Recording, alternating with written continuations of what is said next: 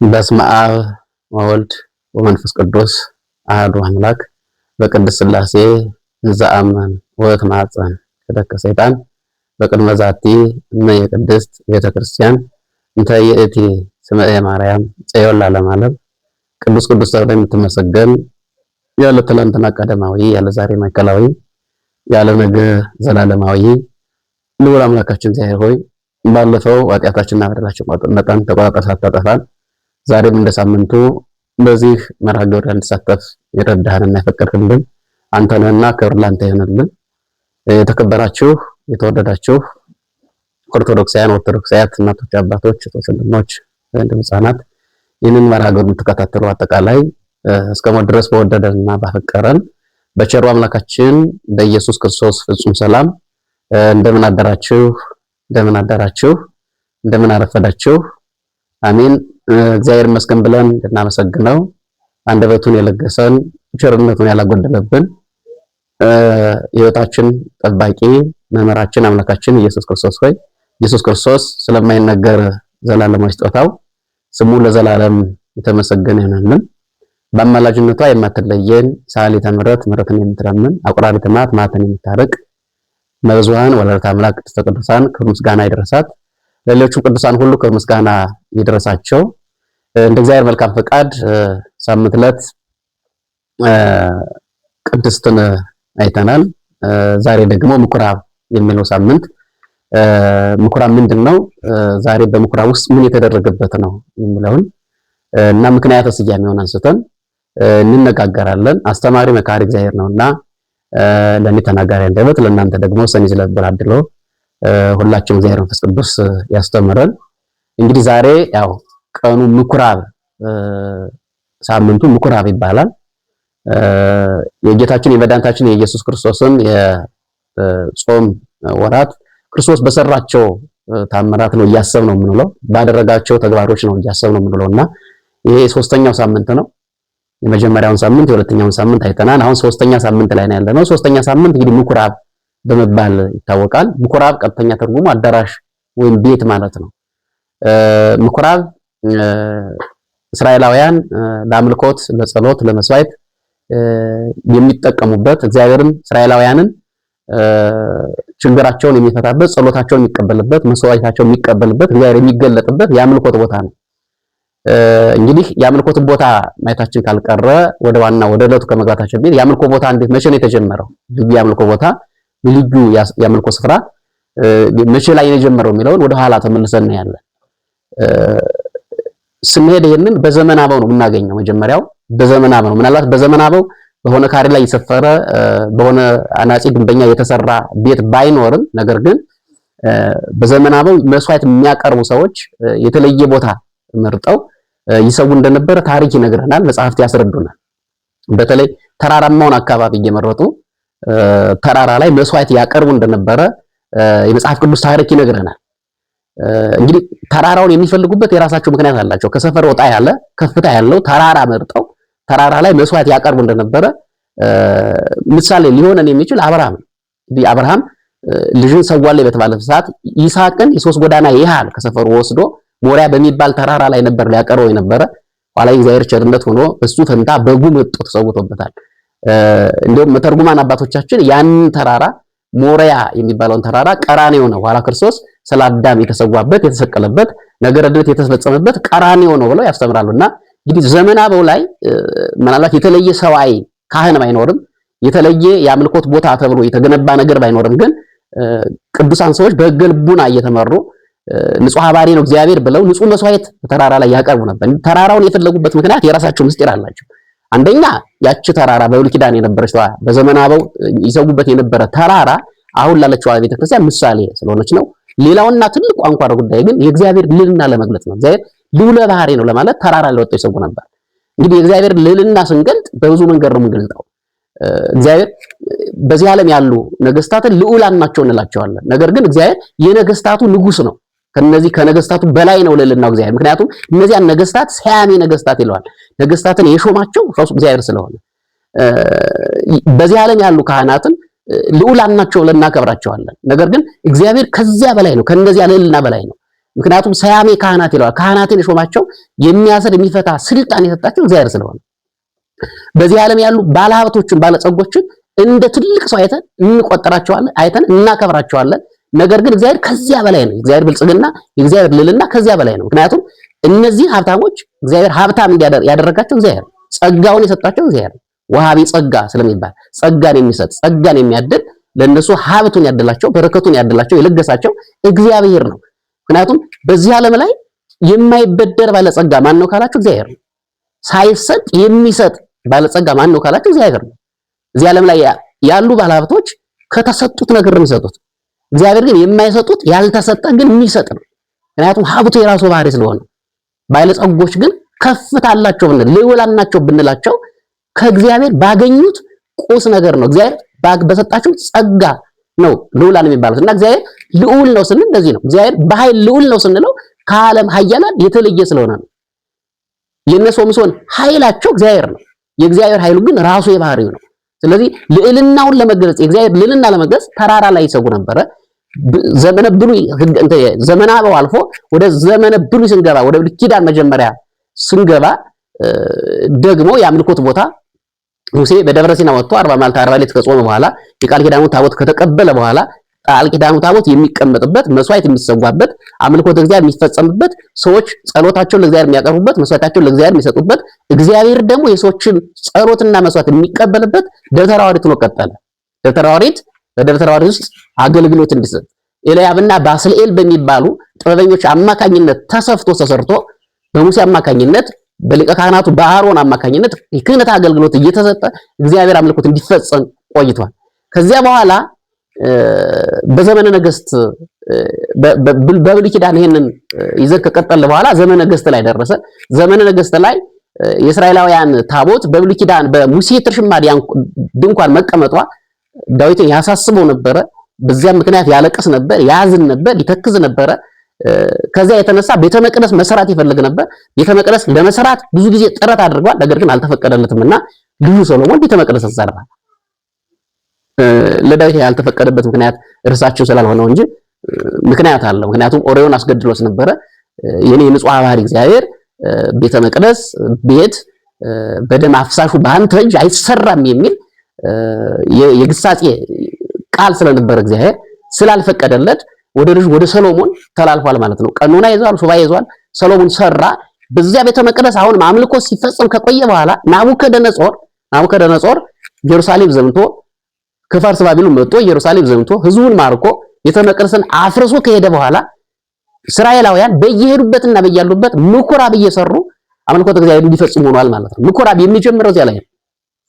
ምኩራብ አባቶቻችን እንደሚተርጉት ምኩራብ 42 ምኩራባት እንደተሰሩ አባቶቻችን ይተርካሉ።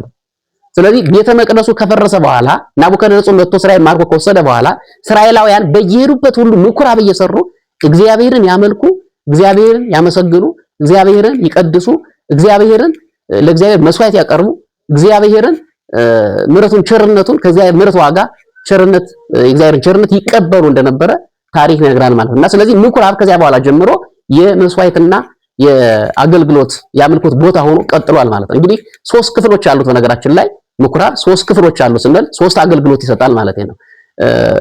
መካነ መጽዋዕት አላቸው። መካነ መጽዋዕት፣ መካነ ጸሎት፣ መካነ መስዋዕት አላቸው። መካነ ጸሎት አላቸው። መካነ ተግሳጽ የሚባል አለ። መካነ ጸሎትና መካነ መስዋዕት አንድ ነው። ጸሎት የሚጸልዩበት መስዋዕት የሚቀርብበት ቦታ አለ። ትምህርት የሚሰጡበት ቦታ አላቸው። ተግሳጽ ግሳጼ የሚገባው ወንጀል የሰራ ኃጢአት የሰራ በደል የሰራ ልክ እንደ ንስሐ እንደ ቀኖና የሚሰጥበት የሚሰጠውን ቀኖና የሚያደርስበት መካነ ተግሳጽ አላቸው። በእነዚህ በ3ቱ አገልግሎች እግዚአብሔር የሚያመልኩበት የትምህርት፣ የጸሎት፣ የመስዋዕት እና የግሳጼ ቦታ ሆኖ ሲያገለግል ቆይቷል ማለት ነው። እንግዲህ እንዲህ በእንደዚህ እንዳለ አይሁዳውያን እንዲሁ ሆኖ እስከ ክርስቶስ ድረስ ቀጥሏል። በነገራችን ላይ እንዲሁ ሆኖ አገልግሎት እየሰጠ እስከ ክርስቶስ ድረስ ቀጥሏል። በክርስቶስ ዘመን ያሉት አገልጋዮቹ ግን የምኩራብ አገልጋዮች የቤተ መቅደሱ አገልጋዮች ግን ምኩራቡን ከመንፈሳዊ ዓላማ አውጥተው ወደ ስጋዊ ዓላማ ቀይረውት ነበር። ከመንፈሳዊ አገልግሎቱ አውጥተው ስጋዊ አገልግሎት የሚሰጥበት አድርገውት ነበር። ከመንፈሳዊ ትሩፋቱ አውጥተው ስጋዊ ትሩፋት ብቻ እንዲሰራበት አድርገውት ነበር። ከመንፈሳዊ ይዘቱ አውጥተው ስጋዊ ይዘት ብቻ እንዲራመድበት አድርገውታል። በዘመኑ የነበሩ ጸሐፍት ፈሪሳውያን፣ በዘመኑ የነበሩ የምኩራቡ አገልጋዮች ካህናት እንዲህ አድርገው ቤተ እግዚአብሔርን ለራሳቸው ዓላማ፣ ቤተ እግዚአብሔርን ለራሳቸው ፍላጎት አድርገውት ነበር ይላል። አድርገውት እንዳለ ከሶስት ከፋፍለው ይላል ነው አባቶቻችን። አንዱን ገበያ አድርገውታል፣ ይሻሻጡበታል። የተወሰነውን ደግሞ መመገቢያ አዳራሽ አድርገውታል።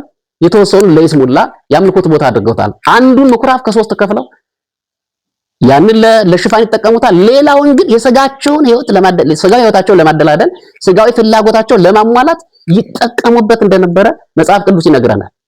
ከዚህ በኋላ ነው እንግዲህ እግዚአብሔር ኢየሱስ ክርስቶስ ወደ ቤተ መቅደሱ ሲመጣ ቤተ መቅደሱን እንደጠበቀው አላገኘም። ምክንያቱም ቤተ መቅደሱ የአምልኮት ቦታ ነው፣ የጸሎት ቦታ ነው፣ የትምህርት ቦታ ነው። ሲመጣ ግን እንደዚህ ኃላፊነት የተጣለባቸው ካህናቱ፣ እንደዚህ ኃላፊነት የተጣለባቸው መምህራኑ፣ እንደዚህ ኃላፊነት የተጣለባቸው የቤተክርስቲያን መሪዎች ቤተ መቅደሱን ምኩራቡን ለስጋዊ ፍላጎታቸው አድርገውት ሲለዋወጡበት ምግብ ሲመገቡበት ተመለከተና እግዚአብሔር ያን ሰዓት ነበር የተቆጣ። በማቴዎስ ወንጌል ምዕራፍ 21 ቁጥር 12 ጀምረን ታሪኩን እናገኘዋለን። ወዋ ጊዜ ኢየሱስ ቤተ መቅደስ ወሰደ ኩሎ ለሰይጥ ወይ ሳይጡ ይላል። ጌታ ኢየሱስ ክርስቶስ ወደ ቤተ መቅደስ ገባ እና የሚሸጡትን የሚለውጡትን አሳደዳቸው፣ አባረራቸው ይላል። ወገፍታ ማዕዳቸውን ለመወልጣን ለዋጮችን ማዕዳቸውን ገለበጠባቸው፣ ወገን ባለ መናብርቲውም ወንበሮቻቸውን ገለበጠባቸው ይላል። ካለ በኋላ ምንድነው ያላቸው? ቤተ ጸሎት ይሰመይ፣ ቤቴ የጸሎት ቤት ይባላል። አንተ ሙሰ ረሰይክም ወባተፋያት ወሰረን፣ እናንተ ግን የወንበዶች ዋሻ አደረጋችሁት ብሎ ገስጾ ቤተ መቅደሱን ጠራርጎ እነሱን አስወጥቶ ቤተ መቅደሱን የቀደሰበት ቀን ነው ማለት ነው ይሄ ቀን። ስለዚህ ይሄ ቀን ስያሜው ምክንያት የሆነው ይሄ ቀን ምኩራብ እንዲባል ምክንያት የሆነው ክርስቶስ ቤተ መቅደሱን የቀደሰበት፣ ቤተ መቅደሱን ያከበረበት፣ ቤተ መቅደሱን ከአላውያኖች፣ ቤተ መቅደሱን ከስጋውያኖች፣ ቤተ መቅደሱ አሰራር ነፃ ያወጣበትና ለቤተ መቅደሱ ክብር የሰጠበት፣ መማር የሚገባቸውን ደግሞ ያስተማረበት ቀን ስለሆነ ያንን ቀን ለማሰብ ምኩራብ የሚል ስያሜ ተሰጥቶት ሳምንቱ በዚህ መንገድ ይታሰባል ማለት ነው። እንግዲህ በዚህ ውስጥ በጣም ብዙ አንኳር ጉዳዮች አሉ የምንማርበት ማለት ነው።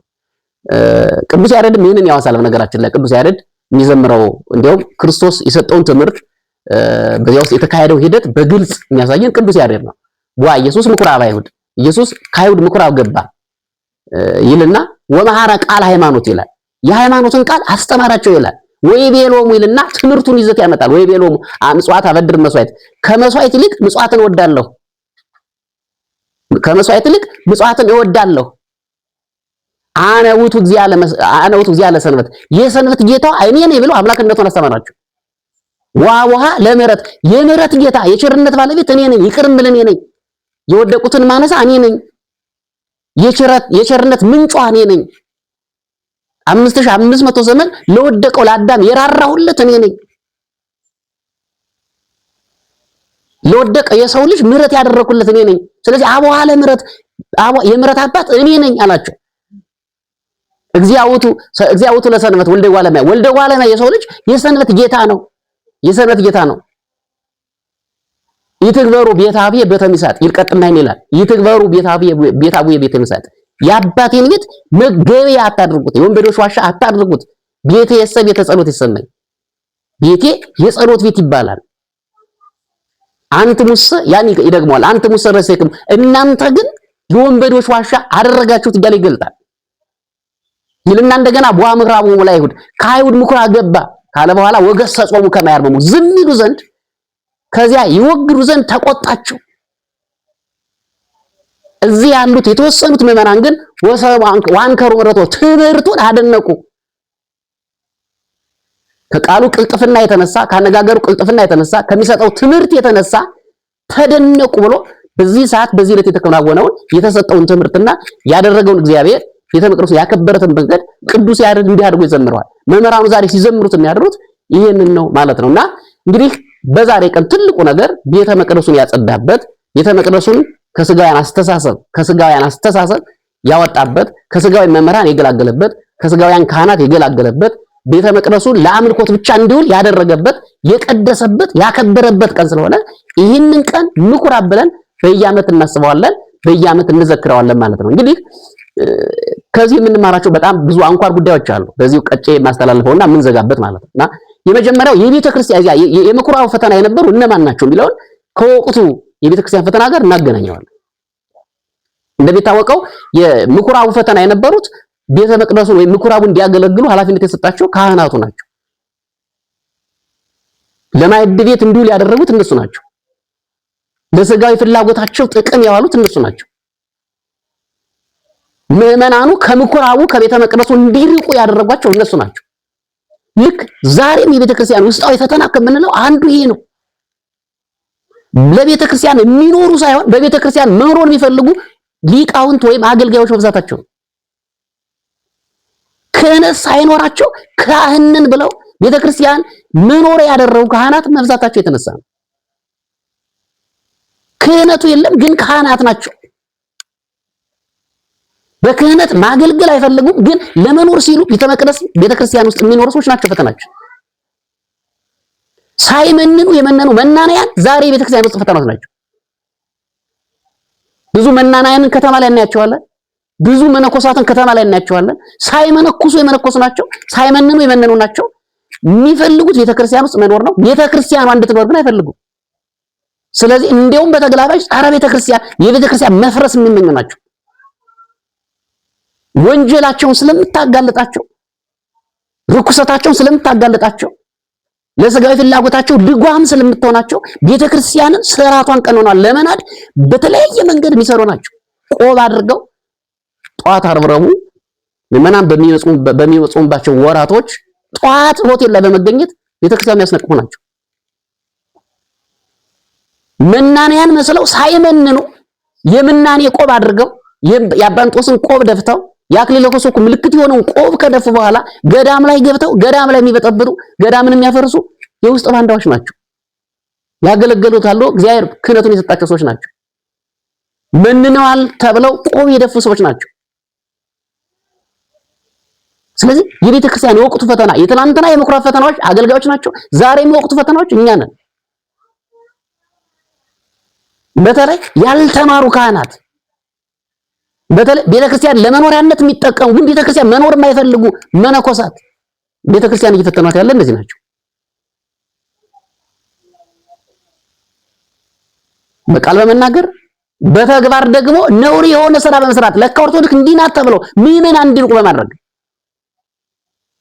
ከክህነት ውጭ የሆነ ስራ በመስራት ለካ ካህናት እንዲህ ናቸው ብለው ሙሉ ካህናት እንዲነቀፉ በማድረግ ምዕመናኑ ለካህናት ትልቅ የሆነ ጥላቻ እንዲኖር በማድረግ የሚያሰናክሉን ቤተክርስቲያን ላይ መኖር የማይፈልጉ ለቤተክርስቲያን መኖር የማይፈልጉ ግን በቤተክርስቲያን መኖር የሚፈልጉ በጣም የእግዚአብሔር ፍቅር የሌላቸው አገልጋዮች ናቸው ዛሬ ቤተክርስቲያን የሚወጣበት። እነሱ ብቻ አይደሉም፣ አማኙ በራሱ ፈተናዋ ነው። የተንዘላዘለ አማኝ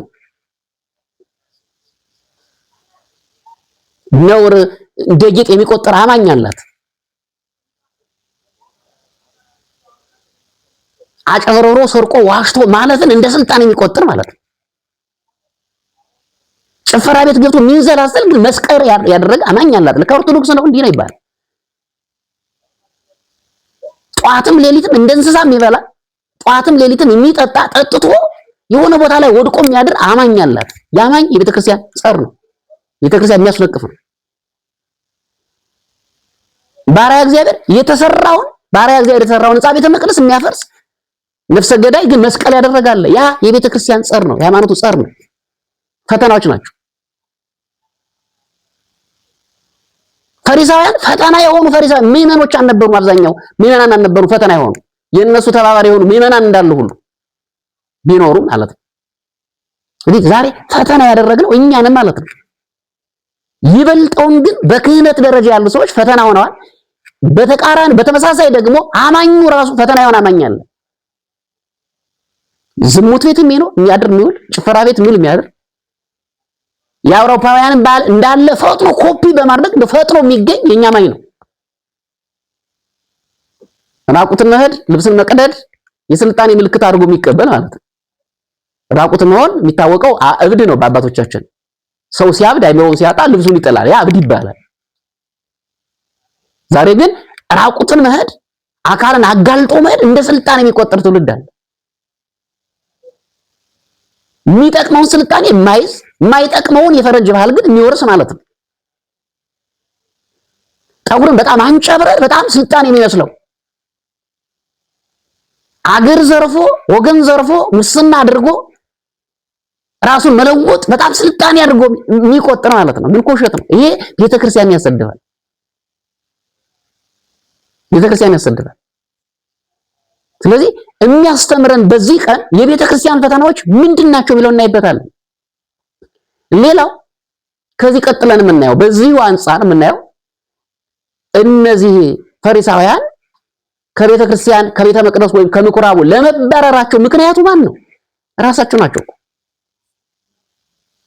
እግዚአብሔርማ እንዲያገለግሉ ስልጣኑ ሰጥቷቸዋል፣ ክህነቱን ሰጥቷቸዋል፣ ጸጋውን ሰጥቷቸዋል። ነገር ግን በራሳቸው ፍላጎት በራሳቸው ምኞትና በራሳቸው ኃጢአት ምክንያት ከቤተ መቅደሱ እንዲወጡ ነው። እግዚአብሔር ስለወደደ እግዚአብሔር ስለፈቀደ አይደለም ከቤተ መቅደሱ ተገርፈው እንዲወጡ ሆነ። እንዲገረፉ ምክንያት ሆኖ ራሳቸው ስለሆኑ ነው። በነገራችን ላይ ዓለም ላይ የተደረጉ ክስተቶች ዓለም ላይ የተደረጉ የሆኑ የመጥፋት ክስተቶች ዓለምን በጣም የረበሹ ክስተቶች ሁሉ የመጡት እግዚአብሔር ስለፈቀደ አይደለም። እግዚአብሔር ከመዓቱ ይልቅ ምሕረቱ የበዛ ነው። እግዚአብሔር ቁጠኛ ስለሆነ አይደለም፣ የሚቆጣ ስለሆነ አይደለም። እግዚአብሔር መዓቱ ብዙ ስለሆነ አይደለም። እግዚአብሔር ሰዎች እንዲጠፉ ፈልጎ አይደለም። ያን ሁሉ መዓትና መቅሰፍት የጠራው የሰው ልጅ ነው። የሰው ልጅ ነው። በነገራችን ላይ ዝም ብላችሁ ወደ ኋላ ሄዳችሁትማ ሰባት ካት ለመጥፋታቸው ምክንያታቸው ራሳቸው ናቸው። እግዚአብሔር ፈቅዶ ለሚያጠፋቸው ሕጉን ስለተላለፉ ያለ ስራ ስለሆኑ ሰብናቸውን ስለተው ሰብናቸውን ትተው ወደ እንስሳነት ስለተቀየሩ የዝሙት ማዕበልና የክፋት ማዕበል ስለመታቸው እግዚአብሔር ከሰማይ እና ከምድር የፈላዋ አምጥቶ አጥፍቷቸዋል። ምክንያቶቹ እነሱ ናቸው። መቅሰፍቱን የጠሩት ሰዶማውያን በሰዓት ለመጥፋታቸው ምክንያቶች እነሱ ናቸው እንጂ እግዚአብሔር አይደለም። እግዚአብሔርማ ሎጥን ሰጥቶ እኮ አስተምሯቸዋል። ሎጥን ሰጥቶ አስተምሯቸዋል። እንዲመለሱ ንስሐ እንዲገቡ አድርጓቸው ጠይቋቸው ነበር። እንዲህ ከማለታቸው የተነሳ መዓቱን መቅሰፍቱን ጎትተው አመጡ። ዛሬ ዓለም ላይ እየተከሰተ ላለው ጥፋት ዓለም ላይ እየሆነ ላለው ጥፋት የእግዚአብሔር መዓት መሆን አይደለም፣ ተቆጥታ መሆን አይደለም። የእግዚአብሔር መዓቱ ብዙ ሆኖ አይደለም፣ ራሳችን እየጎተተን የምናመጣው። ሰው 1000 ዓመት እንዲኖር ተፈቅዶለት እኮ ወደ 30 ዓመት የወረደ በራሱ ነው። 1000 ዓመት እንዲኖር ከዚያ ካረጀ በኋላ ከጸሎት በልቶ እንዲታደስና ገነት እንዲገባ የተፈጠረ ሰው ሞትን ጎትቶ ያመጣው ራሱ መቅሰፍት የሚጠራ ማለት። ዛሬ መቅሰፍት እንጠራለን፣ ሁላችን መጽሐፍት እየጠራ ነው። በነገራችን ላይ እያንዳንዱ ለሚመጣው መቅሰፍት መነሻው የሰው ልጅ ነው። ደግሞ ነብዩ እግዚአብሔር ዳት እንዲላ ዋቋ ኃጥለ እግዚአብሔር ኃጢአተኛ እግዚአብሔርን አነሳሳው፣ አወከው፣ ቀሰፈኝ አለው ይላል። መጣች ዘረጉ ቀሰፈኝ አለው፣ ቀሰፈኝ አለው ይላል። ስለዚህ ለጥፋታችን ሁሉ ምንጮቹ እኛ ነን ማለት ነው። ለሚደርስብን መከራ ሁሉ ምንጮቹ እኛ ነን ማለት ነው። እስራኤላውያን 3 ዓመት ከመንፈቅ በረሃብ የመንገላታቸው ምክንያት ራሳቸው ናቸው። እግዚአብሔርን ካለማመልካቸው የተነሳ ጣዖት ከማምለካቸው የተነሳ የኤልያስ ምክር ካለመስማታቸው የተነሳ የመጣባቸው መዓት ነው። ዛሬ በመንደርም በሰፈርም ተባርነን የምንባላ ጥፋቱን የጎተተው መቅሰፍቱን እኛ ነው ያመጣነው፣ እግዚአብሔር አይደለም። ዓለም በተለያየ ማዕበል የሚመታ ዓለም መቅሰፍቱን እየጠራ ስለሆነ ነው። በተለያየ የሰደድ እሳት በተለያየ ጎፍ የሚጥለቀለቀው ዓለም ራሱ መቅሰፍትን እየጠራ ስላለ ነው። ስለዚህ መከራችሁ ሁሉ የምናበዛው ራሳችን ነው። እነዚህ ሰዎች ከቤተ መቅደሱ ለመበራራቸው ከምኩራቡ ለመበራራቸው ምክንያት እንደሆኑ እኛ ከዓለም ላይ በሰላም ላለመኖራችን በእያንዳንዳችን ጓዳ ውስጥ ለሚፈጠረው ችግር ምክንያቶች እኛ ነን፣ እግዚአብሔር አይደለም። ስለዚህ እንዲህ እንዳይሆን ከማቱ ከመቅሰፍቱ ለመውጣት ራሳችንን መቀደስ ራሳችንን ማክበር የእግዚአብሔር ቤተ መቅደስ ከሚባለው አንዱ ቤተ መቅደስ እኛ ስለሆነ ማለት ነው። በነገራችን ላይ ቤተ መቅደስ ሲባል ምኩራቡ አንድ ነው። ሌላው እያንዳንዱ ምእመን እግዚአብሔር ቤተ መቅደስ ነው። ነብዩ እግዚአብሔር ዳዊት እንደውም እንዲህ ይላል። ነብዩ እግዚአብሔር ሐዋርያው ቅዱስ ጳውሎስ ሐዋርያው ቅዱስ ጳውሎስ እንደዚህ ይላል ታምሩ ከማንቱ ታቦቱ ለመንፈስ ቅዱስ እናንተ የመንፈስ ቅዱስ ማደሪያ ቤተ መቅደስ እንደሆነ እንደሆናችሁ አታውቁም። ምን ይላል? ሰው ቤተ መቅደስ ይባላል። ሰው ገላውን ባረከሰ ቁጥር ቤተ መቅደሱን እያፈረሰ ነው ማለት ነው። ሰው ለዝሙት በተጋለጠ ቁጥር ቤተ መቅደሱ እያረከሰ ነው ማለት ነው። ያን የእግዚአብሔር ቤተ መቅደስ እንግዲህ እያንዳንዳችን ገላ ከዚህ ከምድራዊ ቤተ መቅደስ የተሻለ ነው በነገራችን ላይ። ምክንያቱም እግዚአብሔር የበለጠ የሚመለክበት ነው። አንደኛ ሰሪውም እግዚአብሔር ነው። ምድራዊ ቤተ መቅደስ የሰራው የሰው ልጅ ነው። ይሄንን የኛን አካልና የኛን ገላ ግን የሰራው ራሱ ጥበበኛው እግዚአብሔር ነው። የሚያፈርሰውም እግዚአብሔር ነው። ኋላም በትንሣኤ ላይ አድሶ አማናዊ ቤተ መቅደስ የሚያደርገው የኛን አካል ነው። ያ ቤተ መቅደስ መርከስ የለበትም። በእውነት በመጠጥ መርከስ የለበትም። በክፋት መጠጥ መርከስ የለበትም። በዝሙት መርከስ የለበትም። በፈረንጅ አጉል ባህል መርከስ የለበትም። በራቁትነት መርከስ የለበትም። በአመንዝራነት መርከስ የለበትም። በተለያየ ኃጢአት መርከስ የለበትም። ቤተ መቅደሳችን ሲረክስ እግዚአብሔር ይለጠናል። እግዚአብሔር ከተለየ ደግሞ ምን ሊሆን እንደሚችል ያው የታወቀ ነው ማለት እና ቤተ መቅደስ ሰውነታችን መጠበቅ አለብን። ለጥፋታችን ምክንያት እንዳንሆን መጠቀቅ መቻል አለብን ማለት። ሌላው ከዚህ የምንማረው ምንድነው?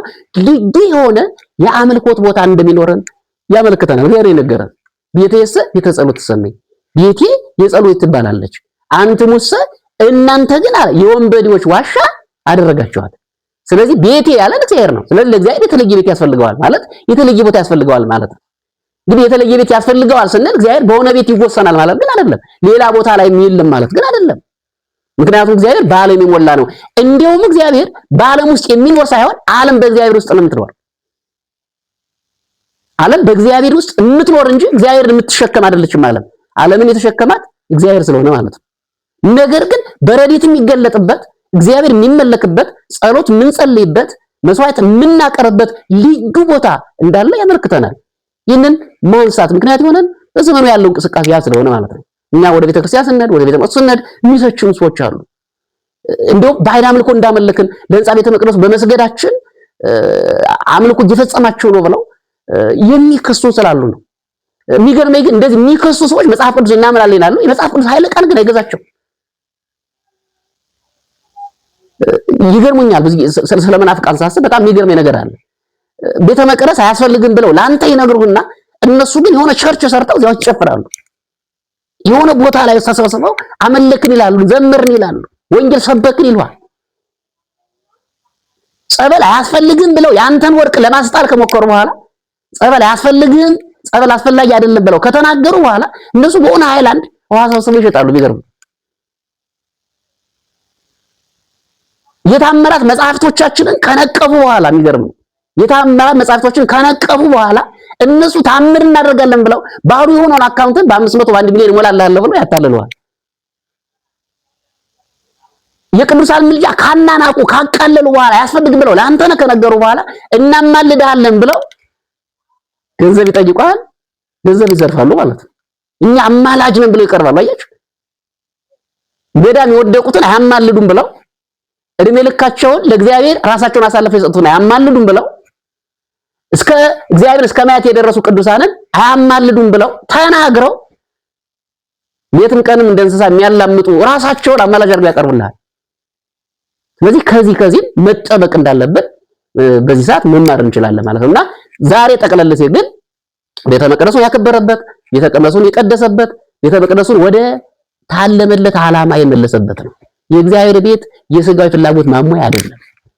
የእግዚአብሔር ቤት የኛ የእግዚአብሔር ማደሪያ የቅድስና ማዕከል እንጂ የርኩሰትና የክፋት ማዕከል አይደለም።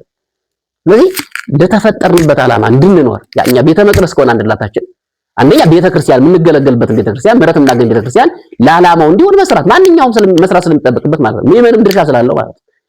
ካህን ብቻ አይደለም፣ የካህናት ብቻ አይደለም ቤተ ክርስቲያን የአምስቱ ጾታ ምዕመናን ስለሆነች ሁላችንም ይመለከተናል። የቤተ ክርስቲያን ትንሣኤ የሁላችን ትንሣኤ ነው። የቤተ ክርስቲያናችን መፈተን የሁላችን ፈተና ነው። የቤተ ክርስቲያናችን መጎሳቆል የሁላችን ጉስቆልና ነው። የቤተ ክርስቲያናችን በፈተና ውስጥ ማለት የሁላችን በፈተና ውስጥ ማለት ነው። ስለዚህ ቤተ ክርስቲያናችን ነቅተን መጠበቅ መንከባከብ፣ ክብሯ ስርዓቷ ወግሟ እንዲቀጥልልን እንደ ፈሪሳውያን ያሉ ካህናቶችን መገሰጽ ያስፈልጋል። እንደ ፈሪሳውያን ያሉ መምህራን መገሰጽ ያስፈልጋል። ራሳችንን ደግሞ የእግዚአብሔር ቤተ መቅደስ አድርገን ማዘጋጀት ይጠበቅብናል ማለት ነው። ጠቅለል ሲል እግዚአብሔር እንግዲህ ቤተ መቅደሱን ያነጻበት የቀደሰበት ያከበረበት ቀን ስለሆነ ይህንን ቀን የክርስቶስ ታምራት ነውና ክርስቶስ የሰራው ስራ ነውና በክርስቶስ ጾም ሶስተኛውን ሳምንት ምኩራብ ብለን በመጥራት እንግዲህ እናስበዋለን ማለት ነውና እንግዲህ በእውነት እግዚአብሔር አምላካችን ቤተ መቅደስ ሰውነታችንን ለእግዚአብሔር ማደሪያ አድርገን እግዚአብሔር አድሮብን እግዚአብሔር መንፈስ ቅዱስ ሲያድር ደግሞ ስራ ያሰራልና ስራ ሰርተን ቅዱስ ሥጋውን ቅዱስ ደግሞ ተቀብለን የመንግስተ ሰማያት ወራሾች እንድንሆን አምላካችን እግዚአብሔር ይርዳን። እስከ ሰዓት ያስተማረን የገሰጸን የአባቶቻችን አምላክ እግዚአብሔር ስሙ ለዘላለም የተመሰገነ ይሁን። ወስብሐት ለእግዚአብሔር።